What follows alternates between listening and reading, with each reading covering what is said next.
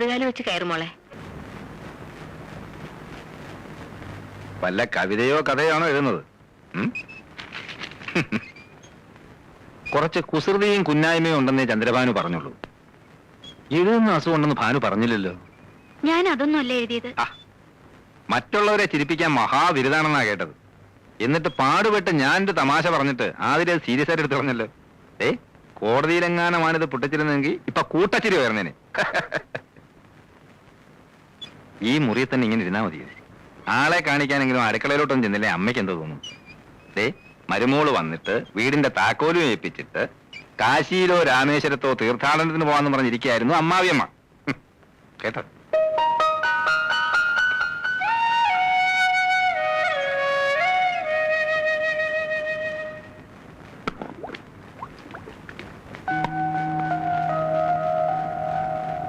അടുക്കള കാര്യങ്ങളിൽ അമ്മയെ സഹായിച്ചിരുന്നത് അനിയത്തിയാണെന്ന് ഞാൻ അറിഞ്ഞു. അതുകൊണ്ടാ അടുക്കള കയറാനൊരു മടി. സാരമില്ല, അമ്മ എല്ലാം പഠിപ്പിച്ചു തരാം. ഇതാ മേശപ്പുറത്തോട്ട് വെക്ക്. അമ്മയ്ക്ക് ചെയ്യാൻ വയ്യാഞ്ഞിട്ടല്ല, ഭാര്യമാര് വെച്ചു വിളമ്പുന്നത് കഴിക്കാനാ ഭർത്താക്കന്മാർക്ക് ഇഷ്ടം. അവരുടെ ഇഷ്ടാനിഷ്ടങ്ങൾ അറിഞ്ഞു പെരുമാറുന്നതാ ഒരു പെണ്ണിന്റെ മിടുക്ക്. അങ്ങനെയൊക്കെയാ നമ്മൾ അവരുടെ മനസ്സിൽ കടന്നുകൂടേണ്ടത്. എന്താ ചെയ്യേണ്ടതെന്ന് പറഞ്ഞാ മതി. ആദ്യമൊക്കെ ഞാനും ഇങ്ങനെയായിരുന്നു. അന്ന് പെൺകുട്ടികൾക്ക് ഇന്നുള്ള സ്വാതന്ത്ര്യമൊന്നുമില്ലല്ലോ. ഒരു വർഷം വല്ലാത്ത ശ്വാസം മുട്ടലായിരുന്നു. അത് ചെയ്താ കുറ്റമാകുമോ, ഇത് ചെയ്താ കുറ്റമാകുമോ എന്ന് ശങ്ക. അമ്മായിയമ്മ പോരെന്നൊക്കെ കേട്ടിട്ടില്ലേ? അത് ശരിക്കും അനുഭവിച്ചു. അവരുടെ മുമ്പിൽ നേരെ നിന്ന് സംസാരിച്ചു തന്നെ 2 വർഷം കഴിഞ്ഞ. ഇവിടെ അതൊന്നും വേണ്ടി വരില്ല. ഈ വീട്ടിലെ കാര്യങ്ങൾ നോക്കേണ്ടത് നീയാ. പിന്നെ ഭർത്താവിന്റെ അമ്മയാണെന്നുള്ള ഒരു സ്ഥാനം മാത്രമേ എനിക്കുള്ളൂ. ഇനി മോടെ ഇഷ്ടത്തിനായി ഇവിടെ സ്ഥാനം. ആട്ടെ, രാത്രിയിൽ ആഹാരം അവിടെ എത്ര മണിക്കാ? ഈ സമയത്താ. എന്നാ നന്ദനെ വിളിച്ചോളൂ, അമ്മ വിളമ്പാ.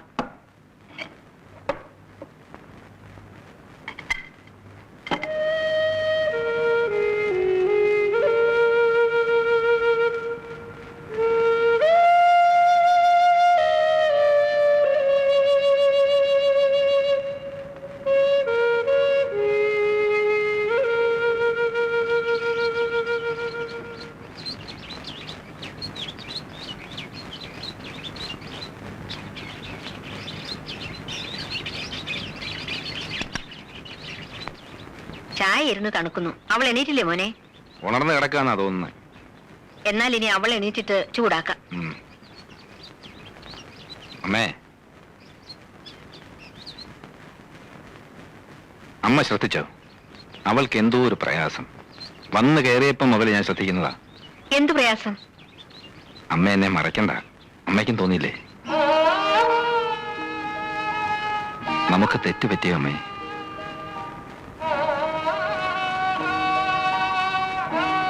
ആതിരയുടെ ഇഷ്ടം നോക്കാതാണോ ഈ വിവാഹം നടത്തിയത്? നിന്നോട് ഇതൊക്കെ ആര് പറഞ്ഞു? ജനിച്ച വീടും അച്ഛനെയും അമ്മയൊക്കെ വിട്ടിട്ട് വന്നതല്ലേ. പുതിയ ചുറ്റുപാടുമായിട്ട് ഇണങ്ങിച്ചേരാൻ ബുദ്ധിമുട്ട് കാണും. അതെനിക്ക് അറിയാഞ്ഞിട്ടല്ല, അതെല്ലാ പെൺകുട്ടികൾക്കും ഉള്ളതല്ലേ. ഇതല്ല, എന്നോടെന്തോ ഇഷ്ടക്കുറവുള്ളതുപോലെ. വേണ്ടാത്തതൊന്നും ചിന്തിക്കണ്ട. അവൾ ഇങ്ങോട്ട് വന്നിട്ട് കുറച്ച് ദിവസങ്ങളിലേ ആയുള്ളൂ. എല്ലാം നേരെയാകുമെന്ന് സമാധാനിക്കേ.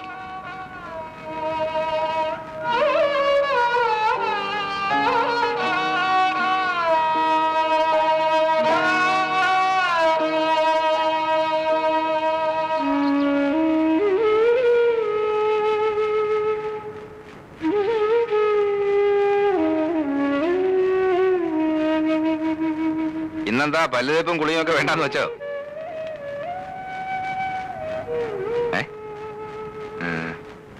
എന്താ സുഖമില്ലേ? ഇരിക്കെ. ആതിരയ്ക്ക് ഇവിടെ എന്തെങ്കിലും ബുദ്ധിമുട്ടുണ്ടെങ്കിൽ തുറന്നു പറയണം. എന്നോട് പറയാൻ മടിയാണെങ്കിൽ അമ്മയോട് പറഞ്ഞാൽ മതി. അമ്മയെ ഒരു അന്യായിട്ട് കാണരുത്. അമ്മ വെറും പാവാ. കാര്യമായിട്ട് എന്തോ പ്രയാസമുണ്ട്. മുഖം കണ്ടാലറിയാം. ഞാനത് അമ്മയോട് പറഞ്ഞു. അപ്പൊ അമ്മ പറഞ്ഞ എന്താണെന്നറിയാവോ? വീട് വിട്ട് നിൽക്കുന്നതിന്റെ ആണെന്ന്. അത് തന്നെയാവും കാരണമെന്ന് ഞാൻ ആശ്വസിച്ചോട്ടെ. എന്തായാലും തുറന്നു പറയാൻ മടിക്കണ്ട. എനിക്കൊരു പ്രയാസമില്ല. നീ വേഗം കുളിച്ച് റെഡിയാവും. നമുക്ക് ഒന്ന് പുറത്തോട്ട് പോണം. ചെല്ല.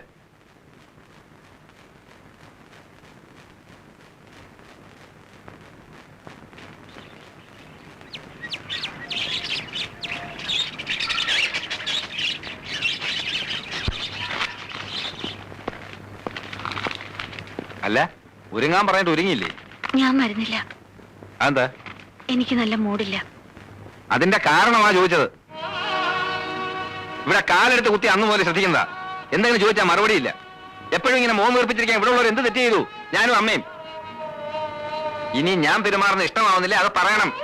ഒന്നും മിണ്ടാതെ ഞാൻ പറയാതെ ഇരുന്ന നിന്റെ ഉള്ളിൽ ഇപ്പം എന്താണെന്ന് ഞാൻ അങ്ങനെ അറിയും. അതല്ല, ഈ കല്യാണത്തിന് നിനക്ക് ഇഷ്ടമല്ലായിരുന്നു എന്തുകൊണ്ട് നേരത്തെ തുറന്നു പറഞ്ഞില്ല? നന്ദാ, പറയാതിരുന്ന പിന്നെ എങ്ങനെയാ അമ്മേ? മതി, നിർത്ത്. കല്യാണം കഴിഞ്ഞിട്ട് അധിക ദിവസം ആയില്ല. ഒച്ചയെടുത്ത് അയൽവക്കാരെ കൊണ്ടൊന്നും പറയിപ്പിക്കണ്ട.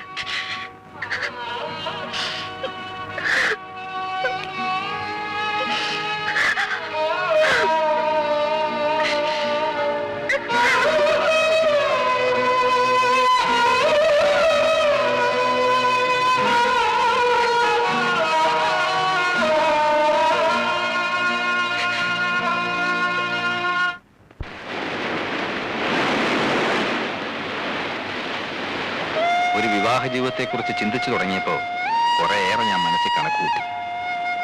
ആർഭാടവും ദാരിദ്ര്യവും സുഖവും ദുഃഖവും ഒക്കെ ഷെയർ ചെയ്യാൻ പറ്റുന്ന ഒരു പങ്കാളി, ഒന്നും ഒളിച്ചു വെക്കാതെ ഇഷ്ടവും ഇഷ്ടക്കേടുകളും വിളിച്ചു പറയുന്ന ഒരു ലൈഫ് പാർട്ട്ണർ, അതൊക്കെയായിരുന്നു എന്റെ മനസ്സ്. പക്ഷേ തെറ്റുപറ്റി. ഒരു കണക്കിന് നോക്കിയാൽ നീ ഭാഗ്യവാനാണ്. നിന്റെ കല്യാണം കഴിഞ്ഞ് 3-ന്റെ അന്നായിരുന്നല്ലോ എന്റെ കല്യാണം. ഫസ്റ്റ് നൈറ്റിൽ കുറച്ചു നേരം മിണ്ടായിരുന്ന ഒഴിച്ചാൽ വസന്തഗോകുല ഇതുവരെ നാക്ക് വായിലിട്ടിട്ടില്ല. ആതിരെ സംസാരിക്കുന്നില്ല എന്നല്ലേ നിന്റെ പരാതി? ഇതിങ്ങൾ സംസാരിച്ചു തുടങ്ങിയ കുഴപ്പാ. എന്തൊക്കെ അറിയേണ്ടത്? നമ്മൾ ഒരു സിമ്പിൾ എന്ന് വിചാരിക്കുന്ന കാര്യങ്ങൾ ഇതുങ്ങൾക്ക് ഇഷ്യൂവാ. പറഞ്ഞു പറഞ്ഞു തൊണ്ടയിലെ വെള്ളം പറ്റും. പിന്നെ സഹകരണം, അത് കുറച്ച് അകലത്തിൽ നിർത്തുന്നതാണ് ബുദ്ധി. നിനക്ക് കാര്യത്തിന്റെ ഗൗരവം അറിയില്ല, അതുകൊണ്ടാ. കേട്ടെടുത്തോളം ഞാൻ പറയട്ടെ, നീ ഉദ്ദേശിക്കുന്ന പോലെ പ്രശ്നങ്ങളൊന്നും ഉണ്ടെന്ന് എനിക്ക് തോന്നുന്നില്ല. ആതിരയ്ക്ക് നിന്റെ അത്ര മെച്യൂരിറ്റി ഇല്ല. നീ അവളുടെ പ്രായം എന്തുകൊണ്ട് കണക്കിലെടുക്കുന്നില്ല?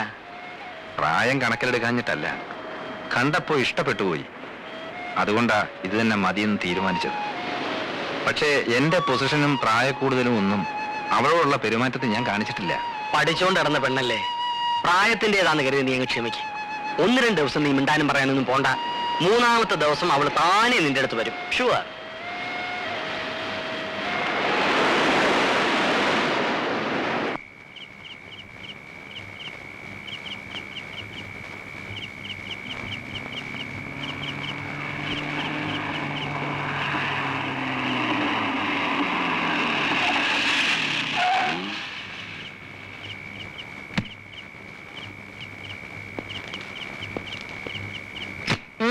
നീ ഇതുവരെ എവിടെയായിരുന്നു? രാവിലെ ഒന്നും പറയാതെ ഇറങ്ങിപ്പോയതല്ലേ? വക്കീൽ ഓഫീസിൽ നിന്ന് ജമാല് വിളിച്ചിരുന്നു. നീ ഇന്ന് അങ്ങോട്ട് ചെന്നതേ ഇല്ലെന്ന് പറഞ്ഞല്ലോ. അങ്ങോട്ട് പോയില്ല. വൈകിട്ട് ഉണ്ണിയെ കണ്ടു. അവനുമായിട്ട് കുറച്ചു നേരം കടപ്പുറം സംസാരിച്ചിരുന്നു. ഉണ്ണി അവളെ കൊണ്ട് ഇങ്ങോട്ടൊന്നും വന്നില്ലല്ലോ. വരണ്ടാന്ന് ഞാൻ പറഞ്ഞിട്ടാ. ഇവിടെ ഇപ്പൊ ആരെ സൽക്കരിക്കാൻ പറ്റിയ അന്തരീക്ഷമല്ലല്ലോ. അവളെന്തേ? അവള് കിടന്നു. എല്ലാം കഴിച്ചോ? ഞാൻ നിർബന്ധിച്ചവൻ പേരിന് 2 വെറ്റ് കഴിച്ചു. വിവാഹം കഴിക്കാഞ്ഞായിരുന്നു ബഹളം. ഇപ്പൊ അമ്മയ്ക്ക് സന്തോഷമായല്ലോ.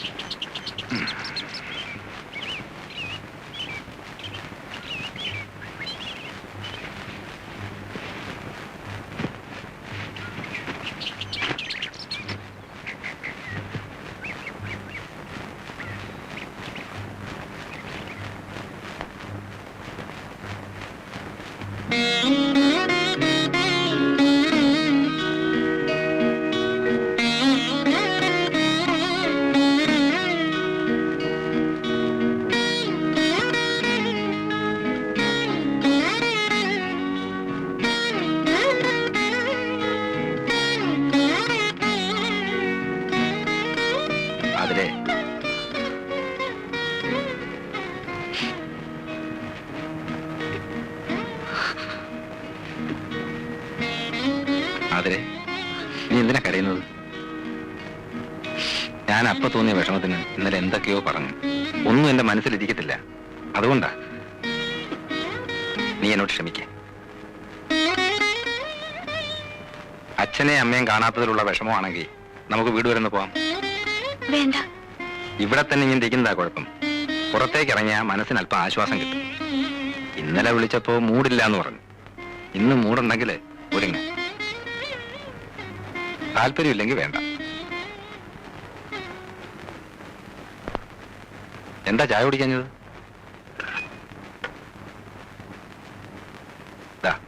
കുടിക്ക.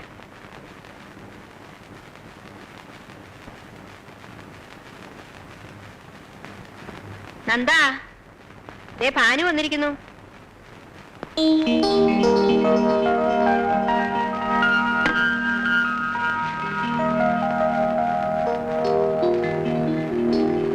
കല്യാണത്തിന്റെ അന്ന് മുങ്ങിയിട്ട് പിന്നെ ഇന്നാണല്ലോ പൊങ്ങുന്നത്. ജീവിതം ഒന്ന് തുടങ്ങിയിട്ട് വന്ന് ചില്ലും ചെയ്യാന്ന് വിചാരിച്ചു. അതിന് ഞങ്ങൾ ഇതുവരെ ജീവിതം തുടങ്ങിയിട്ടില്ല. ഒന്നുമില്ല, ചെറിയൊരു സൗന്ദര്യപ്പിണക്കം, അത്രേ ഉള്ളൂ.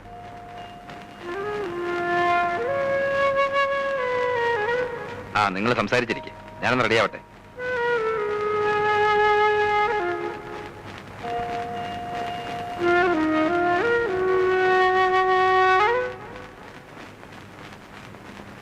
ഞാൻ പറഞ്ഞതൊക്കെ നീ മറന്നോ? ഞാൻ ശ്രമിക്കാഞ്ഞിട്ടല്ല, എനിക്ക് പറ്റുന്നില്ല ഭാനുട്ടാ. നീ ഇങ്ങനെ ഇൻഡിഫറന്റ് ആയിട്ട് പെരുമാറാൻ തുടങ്ങിയ നന്ദേട്ടൻ എന്ത് വിചാരിക്കും? ഇത്രയ്ക്ക് വെറുക്കപ്പെടാൻ മാത്രം അദ്ദേഹം എന്ത് തെറ്റാ നിന്നോട് ചെയ്തത്? എന്തോ എനിക്ക് അദ്ദേഹത്തെ സ്നേഹിക്കാനാവുന്നില്ല. നീ മനഃപൂർവ്വം ഉണ്ടാക്കിയെടുക്കുന്ന വെറുപ്പ് മാറണമെങ്കിൽ നീ തന്നെ വിചാരിക്കണം. അതല്ല, ഇനിയും ആ മനുഷ്യനെ വെറുക്കാൻ തന്നെയാണ് ഉദ്ദേശമെങ്കിൽ ഞാനിനി ഇങ്ങോട്ട് വരില്ല. നിങ്ങൾ ഒന്നിച്ച് പുറത്തേക്ക് ഇറങ്ങുമ്പോൾ അതുവഴി വരുമെന്ന് കരുതിയിരിക്കായിരുന്നു ഞാൻ. പുറത്തു പോകാൻ പലതവണ വിളിച്ചതാ, ഞാൻ പോയില്ല. ഇപ്പോഴും വിളിച്ചിരിക്കുക, എനിക്ക് വയ്യ. എന്താ ആതിരേത്? എന്തുദ്ദേശം നീ ഇങ്ങനെ തുടങ്ങുന്നത്? ഭാനു, വാ കാപ്പുടിക്കാം. ഞാൻ ബ്രേക്ക്ഫാസ്റ്റ് കഴിച്ചിട്ടാ പോകുന്നത്. ഞങ്ങൾ നല്ല ഒന്നാന്തരം കുടുംബക്കാരാ. തൊട്ട് നിന്നുകൊണ്ട് യാതൊരു കുഴപ്പമില്ലടോ. നിങ്ങൾ എവിടെ പോകാൻ പ്ലാൻ ഇട്ടിരിക്കാണെന്ന് പറഞ്ഞു. ഞാൻ സമയം കളയുന്നില്ല. ഞാൻ പോകുന്നുണ്ട്. ആതിര വരുന്ന കാര്യം തീരുമാനമായിട്ടില്ലെന്നാ. ആര് പറഞ്ഞു വരുന്നില്ലെന്ന്? ഭർത്താവിന്റെ ഇഷ്ടാനിഷ്ടങ്ങൾ അറിഞ്ഞു പ്രവർത്തിക്കുന്നവളാണ് യഥാർത്ഥ ഭാര്യ, അല്ലേ അമ്മേ? അതെ. നോക്കി നിൽക്കാതെ പോയി റെഡി ആവണേ, പോ. ജാതകത്തിൽ പൊരുത്തം കുറച്ച് കൂടുതലാണെങ്കിലും ജീവിതത്തിൽ അതങ്ങോട്ട് പ്രാക്ടിക്കൽ ആയിട്ടില്ല അല്ലേ? ഇവളുടെ സ്വഭാവ മഹിമയെ പറ്റി ഞാൻ തന്ന സ്റ്റഡി ക്ലാസ് വളരെ അത്യാവശ്യമാണെന്ന് ഇപ്പൊ മനസ്സിലായില്ലേ? കുഴപ്പമില്ല, ഞാൻ കുറച്ച് ഉപദേശിച്ചിട്ടുണ്ട്, ശരിയാവും.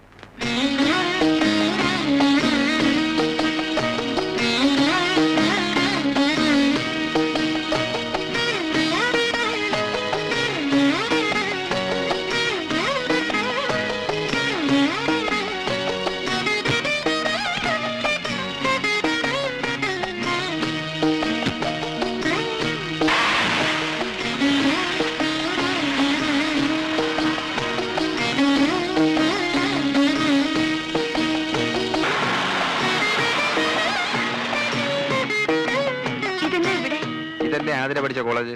അതെ. ഇറങ്ങ. എന്തിനാ ഇറങ്ങാൻ?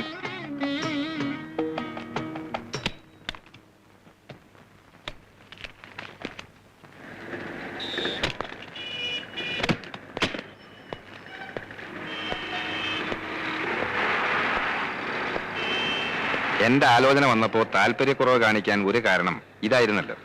വിവാഹം കഴിഞ്ഞു എന്ന് വെച്ച് ആതിരയുടെ താല്പര്യങ്ങൾ ഒന്നും സറണ്ടർ ചെയ്യണ്ട. തുടർന്ന് പഠിക്കണമെങ്കിൽ പഠിക്കാം. അതല്ല, കൂട്ടുകാരികൾക്കൊപ്പം കുസൃതിയും കുന്നായ്മയും കാണിച്ച് നടക്കാൻ പറ്റാത്തത് ഈ വിഷമം ഉണ്ടെങ്കിൽ അത് മാറ്റിയെടുക്കാം. അല്ലേ? നിക്കേ, വൈകിട്ട് വിളിക്കാൻ ഞാൻ ഇവിടെ വരണോ അതോ ക്ലാസ് കട്ട് ചെയ്ത് കൂട്ടുകാരികളുമായിട്ട് എങ്ങോട്ടെങ്കിലും കറങ്ങാൻ പോവേ? ഇവിടെ വന്നാ മതി. മതിയല്ല? Okay, by.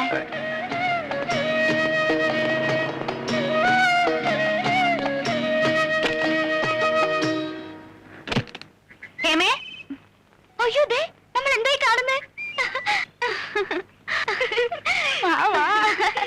വിശ്വാസം വരുന്നില്ല അല്ലേ? എങ്ങനെയെങ്കിലും ചാടി വരുമെന്ന് എനിക്ക് അറിയായിരുന്നു.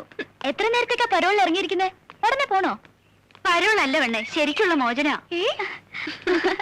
ഞാൻ പറഞ്ഞില്ലേ, ഈ കേസ് ആ വക്കീലിന്റെ കയ്യിൽ അത്ര എളുപ്പത്തിലൊന്നും ഒതുങ്ങില്ലെന്ന്. അയാൾ വക്കാലത്ത് ഒഴിഞ്ഞോ അതോ വക്കാലത്ത് ഏറ്റെടുത്ത് തുടങ്ങിയിട്ടേ ഉള്ളൂ. മനസ്സിലായില്ലടി, ഒന്ന് വിശദമായിട്ട് പറ. ഞാൻ കത്തിൽ എഴുതിയിരുന്ന പോലൊന്നും അല്ല. പിന്നെ ആ വില്ലൻ കട്ട് പുറത്തേ ഉള്ളൂ. മനസ്സ് വലിയ കുഴപ്പമില്ലാന്ന് തോന്നി. അപ്പൊ നീ കീഴടങ്ങിയോ? അയ്യോ ഇല്ല, കീഴടങ്ങിയാലോ ഒന്ന് ആലോചിക്കുക.